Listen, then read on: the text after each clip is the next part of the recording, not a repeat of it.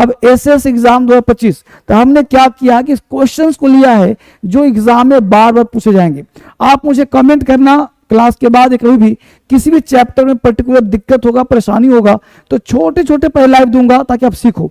जैसे मान लो एक क्वेश्चन दिया, यहाँ पे देखोगे आप, एक क्वेश्चन हम लोग करेंगे। क्वेश्चन पे क्या है कि I think every one of these men are incompetent. ठीक है, अब इस क्वेश्चन को मैं देखा तो आप देखोगे क्वेश्चन है, आप सारे बच्चे देखो गौर से। ठीक है, अभी क्वेश्चन देखो कि आई थिंक, अब एक एक पार्ट हम डिस्कस करें। I think every one of these men are incompetent. अब आपको मैं कुछ याद करवाऊं ट्रिक्स, समझिए गौर से, कि ध्यान दीजिएगा क्या लिखा है बेटा, एवरी लिखा है। अब जो भी पढ़ाऊंगा ना ट्रिक्स के माध्यम से, 4 बटेगा ईच, एवरी, इधर, नीदर। मेरे साथ सारे बच्चे बोलो, ईच, एवरी, इधर, नीदर। ठीक है, देखिए सारे बच्चे, ईच, एवरी, इधर, नीदर, ये 4 शब्द को ध्यान रखो। ठीक है जी, 4 शब्द है, ईच, एवरी, इधर, नीदर। ये 4 शब्द जो है आजीवन होता है सिंगुलर और भर भी लेता है सिंगुलर। तो एवरी वन लगाया हमने, क्योंकि एवरी एक ऐसा शब्द है जो प्योर एडजेक्टिव है। प्योर क्या है, एडजेक्टिव है, इसलिए एवरी कभी अकेला नहीं आता। अगर मैं ऐसे बोल दूं कि एवरी इज हैप्पी, तो पता क्या हो जाएगा, गलत हो जाएगा, क्योंकि एवरी क्या है, एडजेक्टिव है। इसके बाद नाउन चाहिए ही चाहिए, एवरी इज नहीं होगा, एवरी वन करना पड़ेगा, एवरी बॉय करना पड़ेगा, एवरी मैन करना पड़ेगा। तो इसलिए एवरी वन साथ साथ आएगा। ऑफ दीज मेन आर, अब क्या कहा था कि एवरी, ईच, एवरी जहां दिख जाए ये होता है सिंगुलर, तो आर का प्रयोग नहीं होगा, यहाँ पे इज का प्रयोग होगा। ठीक है, तो यहाँ जो गलती हो जाएगा हम लोगों का, ये बी पार्ट में every one of this men are नहीं इज, क्योंकि एवरी की बात हमेशा क्या होता है, सिंगुलर, और भर भी क्या लेगा, सिंगुलर। अगला पार्ट देखो और से, ये पहले देख लिया हमने, क्वेश्चन नंबर 2 देखते हैं, है ना, क्वेश्चन नंबर 2। ठीक है, अब देख रहा है, neither of the 2 candidates have paid his subscription. अब देखो ऐसे सीपीओ मेंस 2023 क्वेश्चन यहाँ पे है, तो हम लोग क्या करेंगे, नाइदर ऑफ द, क्या क्वेश्चन भाई, नाइदर ऑफ द, अभी जस्ट हुआ था ना, यानी टोटल मैंने क्वेश्चंस वही सब लिया है जिसको आप आसानी से सोल्व कर सकते हो। ठीक है, तो neither of the 2 candidates, neither of the 2 candidates. अब देखो नाइदर, यहां पे ध्यान देना क्या है कि ऑफ द के बाद एक कॉन्सेप्ट ध्यान रखना है कि ऑफ द के बाद आने वाला नाउन हमेशा होता है प्लूरल। तो कैंडिडेट्स तो है ही, लेकिन अभी जस्ट बोला क्या था, ईच, एवरी, आइदर, नाइदर। इसे इधर निदर भी आप कर सकते हो, तो ईच, एवरी, इधर, निदर, तो यहाँ पे हैव नहीं, यहाँ पे हैज का प्रयोग होना चाहिए। तो neither of the 2, neither of the 2, तो यहाँ पे हैव नहीं होगा, क्या होगा, हैज होगा। आगे देखो, तो यहां हो गया हम लोग का, नेक्स्ट क्वेश्चन कहता है हम लोग का, क्वेश्चन नंबर 3 देखो, कह रहा है the company have thousands of customers happy with its service. होता क्या मेरे दोस्त, क्वेश्चन में दिक्कतें कहाँ आती है, जब हम एग्जाम के क्वेश्चन देते हैं, जब हम बैठते हैं क्वेश्चंस में, तो प्रॉब्लम कहाँ आता है वो सुनिए। प्रॉब्लम ये होता है कि द कंपनी है, जब हम पढ़ते हैं ना तो कहीं दिमाग काम नहीं करता, जब किसी चीज को हम पढ़ते हैं तो फोकस नहीं कर पाते, क्वेश्चन में पूरा पढ़ गए, एरर पता ही चलता एरर है कहाँ पे। यही समस्या मुझे तो आपके साथ भी है ना। तो द कंपनी, अब कंपनी क्या है, कंपनी सिंगुलर नहीं होगा, कंपनी क्या, कंपनी इज, कंपनी हैज, तो कंपनी हैव नहीं, कंपनी हैज।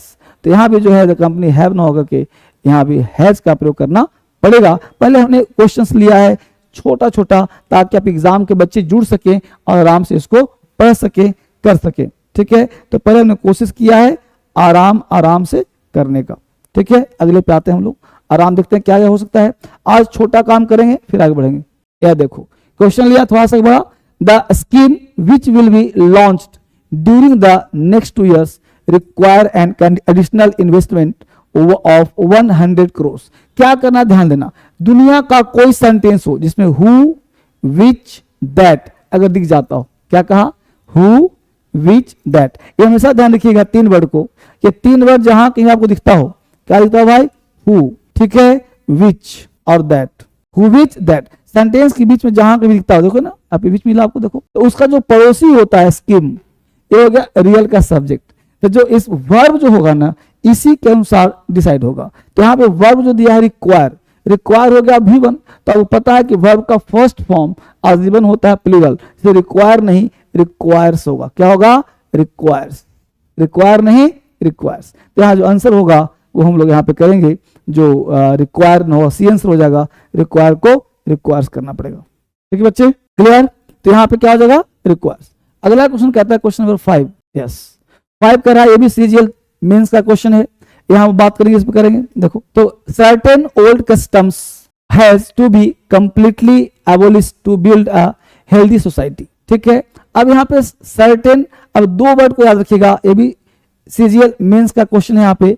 अब यहाँ जानना है क्या, वो ध्यान दीजिएगा। सबसे पहला कॉन्सेप्ट सर्टेन, दो वर्ड है, पहला वर्ड ध्यान रखिएगा, एक वर्ड है सर्टेन, CERTAIN।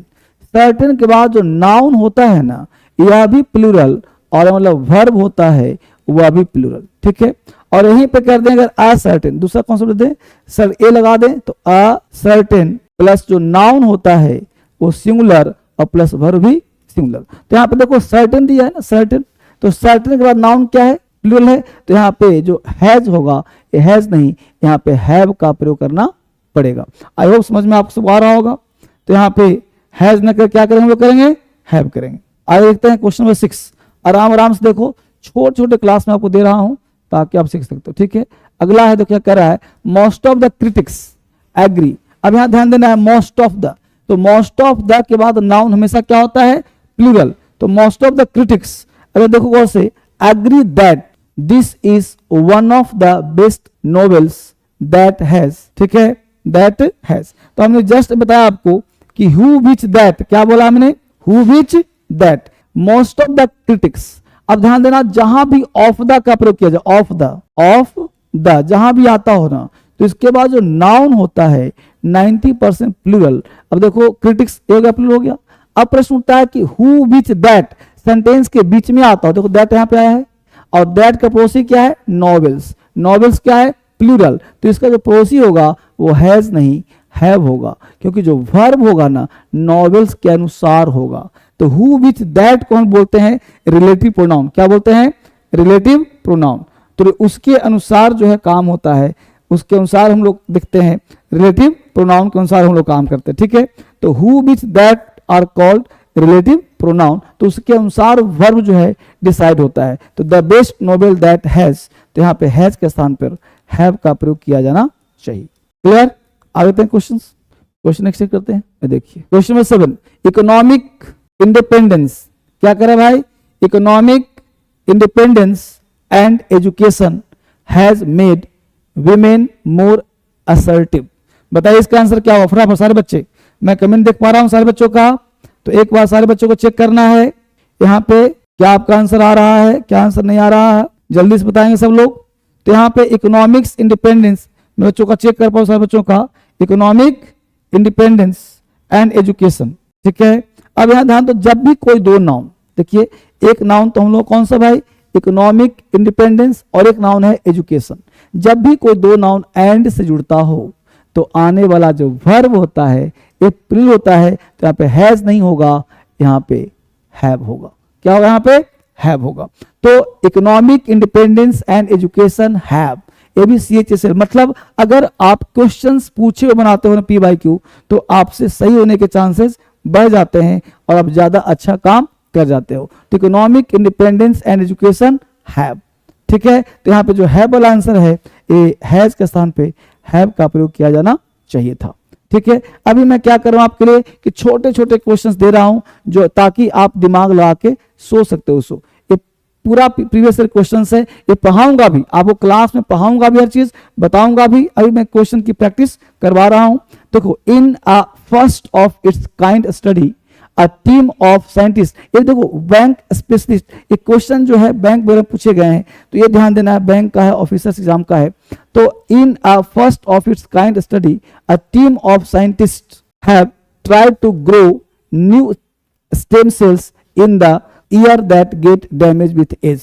बताइए 8 का आंसर क्या होगा, जल्दी से जब पढ़िए। एक भी क्वेश्चन जो है आपके एग्जाम पूछा हुआ है तो आपको देखने का प्रयास करना है कि इसका आंसर कौन सा हो सकता है। ठीक है, बहुत बढ़िया।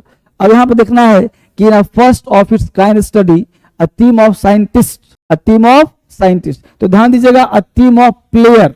अब टीम ऑफ प्लेयर की प्लेयर्स, तो अभी ध्यान दीजिए, उसे बोलते हैं हम लोग बोलते हैं कलेक्टिव नाउन। क्या बोलते हैं बेटा, कलेक्टिव नाउन बोलते हैं। ठीक है, तो कलेक्टिव नाउन को फोकस करना है कि कलेक्टिव नाउन जब भी ऐसा शो होता हो तो collective team of players, bouquet of flowers, है ना, ग्रुप ऑफ बॉयज, तो आजीवन होता है सिंगुलर और वर्ब भी लेता है सिंगुलर। तो यहाँ पे हम बात करेंगे अ टीम ऑफ साइंटिस्ट, तो यहाँ पे हैव नहीं, यहाँ पे हैज का प्रयोग किया जाना चाहिए था। क्या आ जाएगा यहाँ पे? हैज का प्रयोग। अ टीम ऑफ साइंटिस्ट, हैव नहीं हैज, क्योंकि क्या जाता है? सिंगुलर। तो एक खास बात ध्यान में रखिएगा दोस्त, यहाँ पे एक एक पॉइंट सीखना है, समझने का प्रयास करना है। अब हम बात करते हैं क्वेश्चन नंबर 9 की, ठीक है। Cows, goats and other such domestic. देखो पहला चीज, अगर एग्जाम की तैयारी करते हो तो फॉर्म भर दिया आप सबने, अगर फॉर्म भर दिया है तो फटाफट उस एग्जाम पे लग जाना है, ठीक है पीयूष, ताकि आप आसानी से उस क्वेश्चन को सोल्व कर पाओ, आसानी से काम आगे बढ़ा पाओ।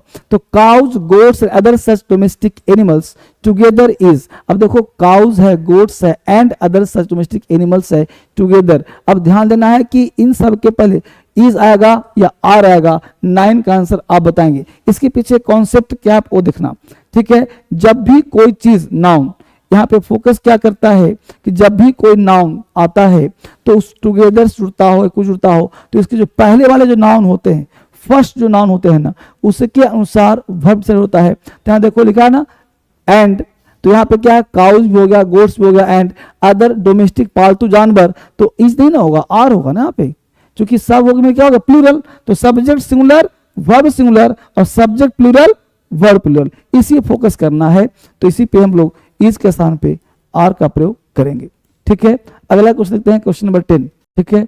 अब यहाँ जो क्वेश्चन 10 है वो है कॉल नहीं, प्रिंटिंग टाइपिंग मिस्टेक है, ये हो जाएगा शेल, ठीक है। मैं इसका पेन चेक कलर चेंज करता हूँ, ये जो है वो गलत है। शेल ऑफ द शीज, ठीक है, shell of the seas have always found an echo in me, ठीक है। तो शेल ऑफ द शीज यानी शी मतलब सागर का जो शेल होता है, तो वो शीज हैव नहीं, क्योंकि यहाँ पे सब्जेक्ट द प्लस, इसका कॉन्सेप्ट होता है बच्चे कि the plus noun plus of plus noun. जब कोई भी दो नाउन ऑफ से जुड़ता हो तो आने वाला जो वर्ब होता है वो पहले वाले नाउन के अनुसार होता है। तो अगर ये नाउन तुम्हारा सिंगुलर है तो वर्ब भी यहाँ पे लगेगा सिंगुलर, और अगर प्लूरल तो वर्ब भी लगेगा प्लूरल। तो यहाँ पे शेल की जो बात करें सिंगुलर है, तो यहाँ पे हैव नहीं हैज का प्रयोग किया जाना चाहिए था, ठीक है। तो इस तरह से हम लोग छोटे छोटे क्वेश्चंस देखेंगे और बनाने का प्रयास करेंगे। आई होप यहाँ पे समझ में आ रहा होगा। आप में से किसी बच्चे को दिक्कत हो तो इस नंबर पे मेरे से बात करो, कॉल करो, ठीक है। ये नंबर सेव कर लो, मेरे से बात करो। एक ऐप है डीएसएल क्रांतिकारी ऐप, जिसको प्ले स्टोर से फ्री ऑफ कॉस्ट डाउनलोड करना है, ठीक है, फ्री ऑफ कॉस्ट। और एक ऐप का नाम है डीएसएल इंग्लिश ऐप, जिसे आपको डाउनलोड करना है। और कोई एग्जाम की तैयारी कराता है, करते हो तो मुझसे बात करना और मैं आपकी हेल्प करूंगा जहां कहीं भी दिक्कत हो, ठीक है। तो फिर इसके साथ मैं आपसे कल मिलूंगा, तब तक आप इस बैच को पढ़ते रहें, सीखते रहें और इस नंबर को अपने पास रख लें, ठीक है। तो आज इतना ही, bye bye, take care, God bless you, thank you.